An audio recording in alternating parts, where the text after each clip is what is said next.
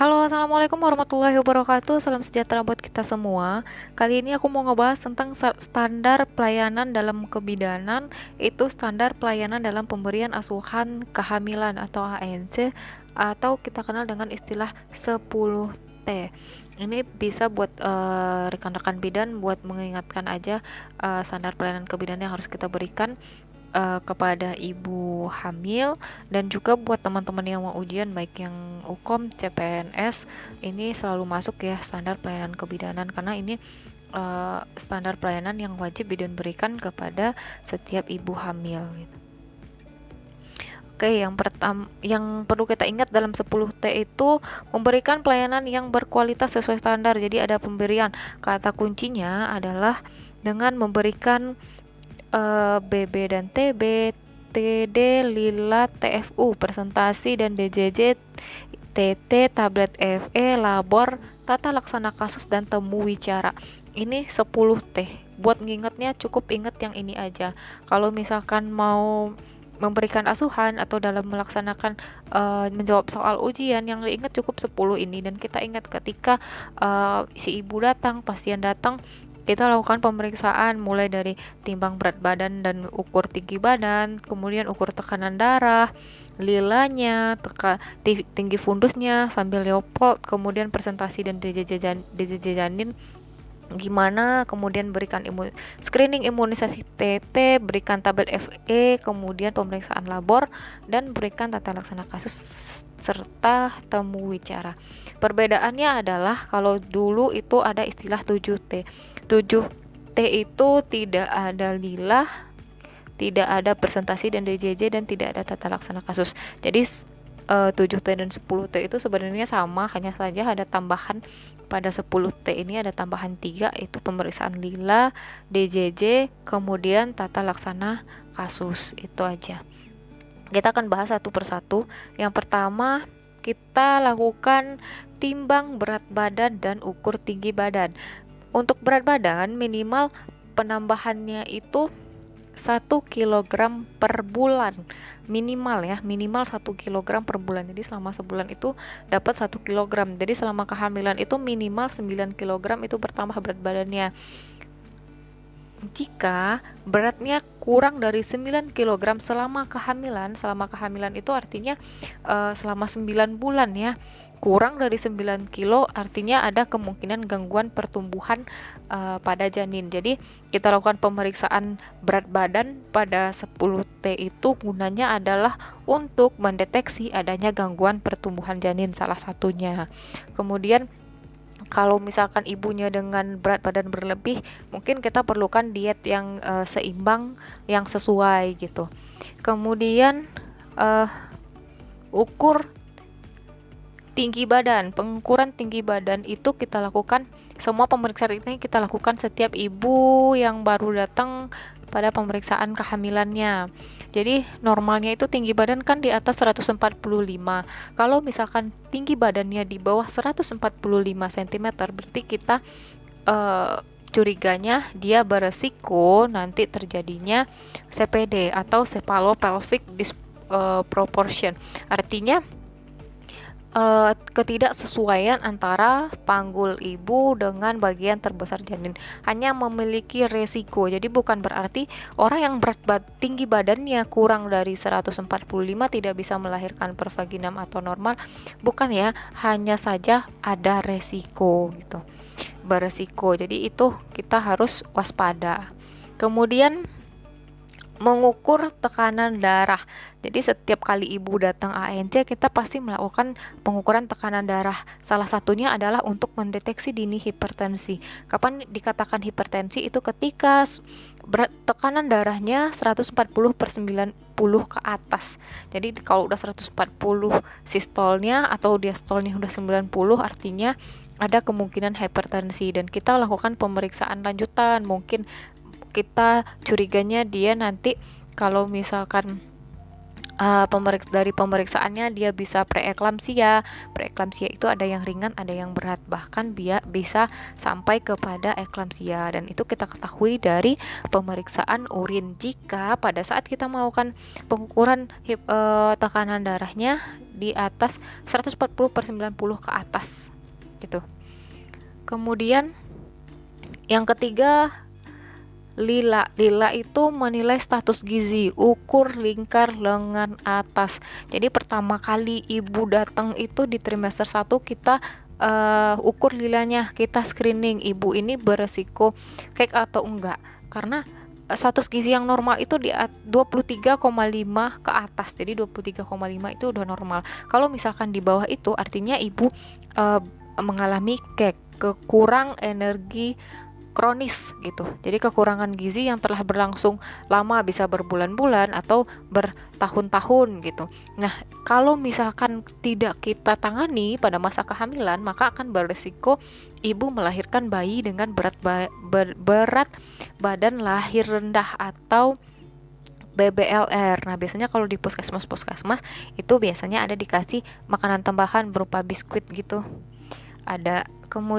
Kemudian yang keempat, TFU, ukur tinggi fundus uteri. Pengukuran tinggi fundus ini setiap dia datang kita kan lakukan Leopold. Kemudian kita udah tahu nih tinggi fundusnya sesuai nggak dengan usia kehamilan. Misal dia usia kehamilannya 20 minggu, ternyata pada saat di Leopold ternyata 20 minggu itu harusnya 3 jari di bawah pusat, ternyata lebih di atas pusat gitu. Kita curiga, atau ibunya disertai juga dengan perdarahan. Apakah kemungkinan dia mengalami mola gitu. Karena kalau mola itu usia kehamilannya, TFU-nya itu lebih tinggi dari usia kehamilan. Atau mungkin dia mengalami polihidramnion, cairan ketubannya yang banyak atau berlebih gitu, sehingga menyebabkan usia kehamilannya, menyebabkan tinggi fundus uterinya lebih tinggi dari usia kehamilan. Jadi kita harus deteksi sedini mungkin. Kemudian selanjutnya presentasi dan DJJ. Itu kita tentukan presentasi janin dan denyut jantung janin. Jadi presentasi pada akhir trimester 2 itu, dan setiap kali kunjungan ANC kita lakukan pemeriksaan untuk mengetahui letak janin. Kemudian pada trimester 3-nya janin itu di bagian bawahnya apa gitu. Apakah kepala, bokong, atau misalkan dia letak lintang mungkin gitu. Atau misalkan kepala, dia bagiannya kepala tapi dalam 36 minggu dia primi belum masuk PAP. Nah, itu kita curiga ada masalah nggak, apakah mungkin mengalami CPD atau kelainan presentasi, mungkin presentasi bahu dan lain sebagainya. Kemudian pemeriksaan berikutnya adalah screening status imunisasi tetanus dan berikan imunisasi tetanus toksoid bila diperlukan. Nah, untuk imunisasi ini kita udah pernah bahas di cara menentukan atau cara pemberian dan waktu maksimal dan minimalnya, gimana pemberian imunisasi TT ini, apakah kapan dia bisa dikasih T3, kapan statusnya T4 dan lain sebagainya, kapan dia nggak perlu dikasih lagi, itu udah pernah kita bahas. Jadi ini kita screening ini untuk mencegah terjadinya tetanus, salah satunya untuk mencegah terjadinya tetanus neonatorum. Jadi itu perlu diberikan selama hamil, tapi dengan melakukan screening imunisasi terlebih dahulu. Screening imunisasi itu untuk melihat status imunisasi TT-nya udah yang keberapa. Kemudian tablet FE ini maksudnya berikan tablet tambah darah atau tablet besi untuk mencegah anemia gizi besi.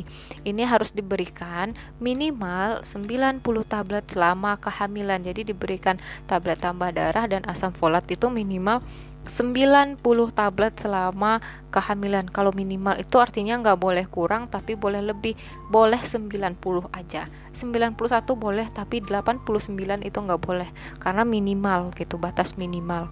Kemudian pemeriksaan labor Pemeriksaan labor itu kita lakukan ada yang rutin, ada yang khusus.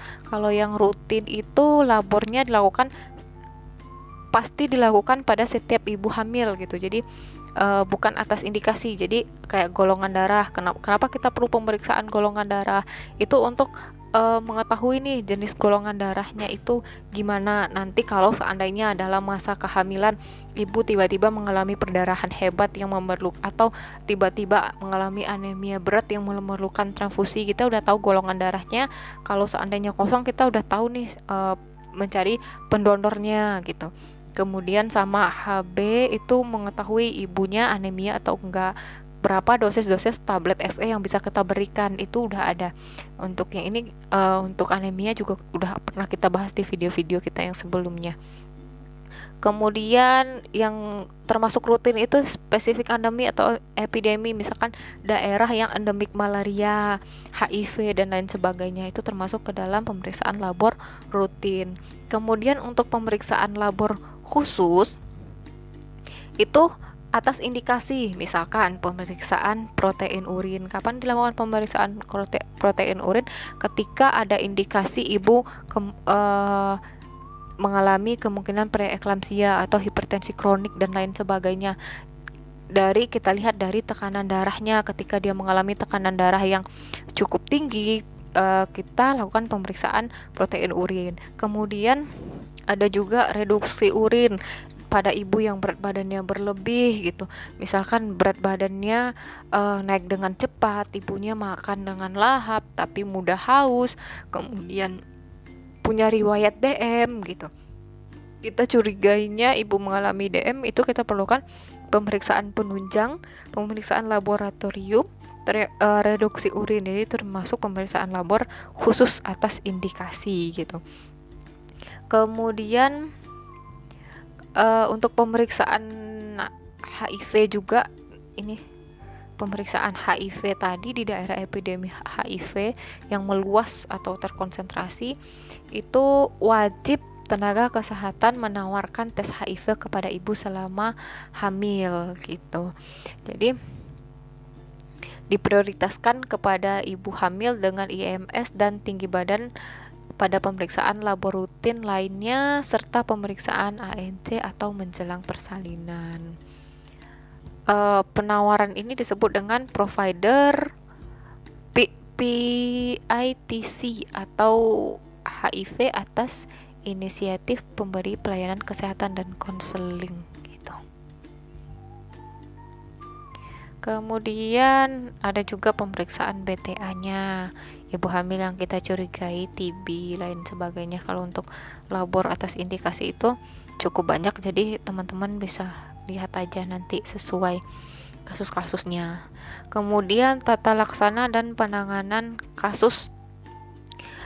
Jadi kalau misalkan kita udah melakukan pemeriksaan nih ANC-nya, pemeriksaan mulai dari objektif, subjektif, kemudian auskultasi, inspeksi, dan lain sebagainya, kemudian ditambah dengan hasil pemeriksaan laboratorium. Ketika ditemukan adanya kelainan atau yang harusnya tidak sesuai, yang abnormal, ditemukan pada masa hamil, maka ditangani sesuai dengan standar dan kewenangan kita sebagai bidan. Kalau misalkan bukan wewenang kita, maka lakukan rujukan. Jadi penata laksanaan kasus atau penanganan kasus dari hasil yang udah kita lakukan tadi, kayak berat badan, tinggi badan, lain sebagainya, kalau masih sesuai dengan wewenang kita laksanakan. Tapi kalau bukan wewenang kita lakukan rujukan atau melakukan kolaborasi. Kalau misalkan di puskesmas, mungkin kita bisa kolaborasi dengan dokter di puskesmas, seperti itu.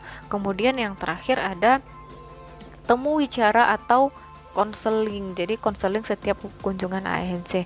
Konseling itu yang kita berikan berupa penkes, biasanya pendidikan kesehatan. Misal contohnya kayak kesehatan ibu.